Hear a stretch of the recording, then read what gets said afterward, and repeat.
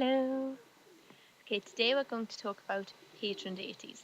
Mainly because I'm about to do dedication work for patron deity, and I thought, I've been thinking about it lots. I thought I'd do a video on it. A patron deity is a deity who you develop a very strong personal relationship with. They're present in not just your work, but day-to-day life, in everything. They're a guide, they're a mentor, they're a protector, a teacher.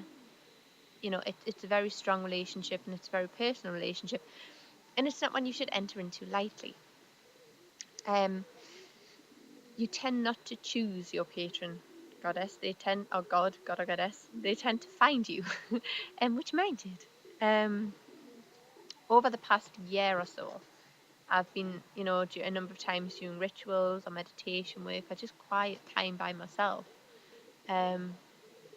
There's been the presence of a huge man stood behind me. Very comforting presence. And kind of instinctively knew that it was Lou, straight out the bag. But it's really strange because I would have never have chosen Lou as on an academic level, like looking at gods and goddesses. I would have never went, yeah, Lou, that'll work. It, at first I was like, what, why? And I know a lot of other people who work with patron deities have had this experience as well. But then the more I started sort of studying Lou and looking at Lou and researching him, actually it made perfect sense. It was like, why wasn't this obvious immediately? That's what it is. And when you kind of make the decision to dedicate yourself to a specific deity, you have to reevaluate and look very closely at your practices, your ritual methods, the way of working. Um, Working with a patron deity is very different to just having a god or goddess that you work with a lot or are familiar with or use all the time for a specific ritual or at specific times. And you have to look at the other deities you do work with as well if you're going to have a patron as well.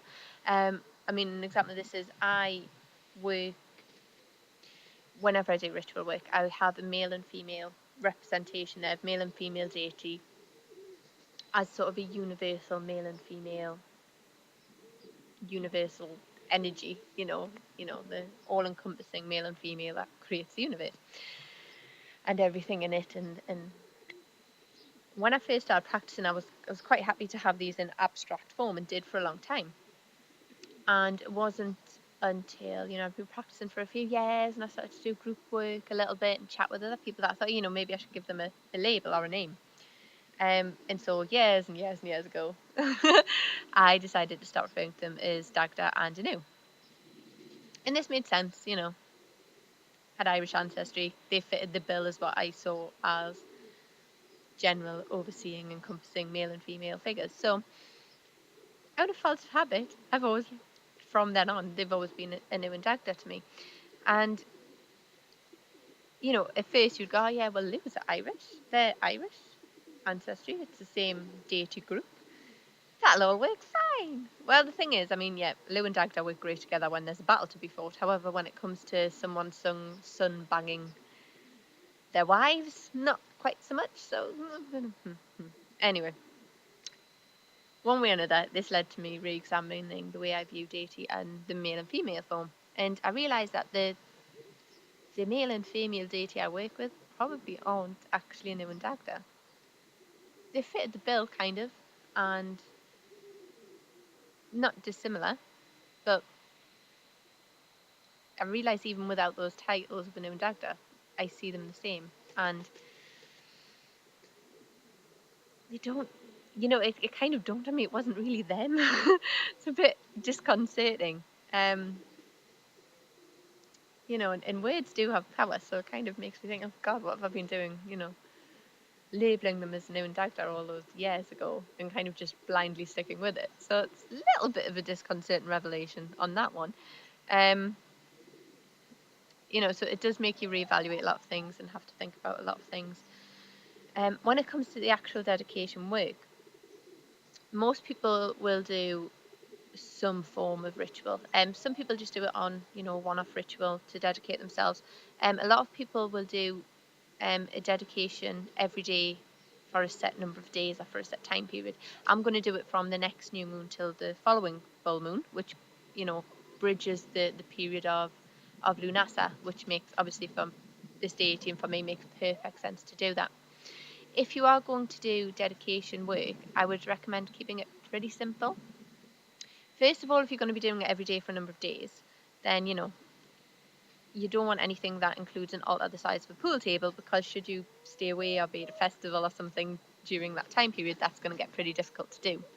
The one thing you don't want to do is say to a deity, I'm going to do this for you every day, and then not do it. That's just never a good idea. The other thing is, you're not doing this ritual work as a big magical ritual. You're doing it as a way to build up a personal connection with that deity.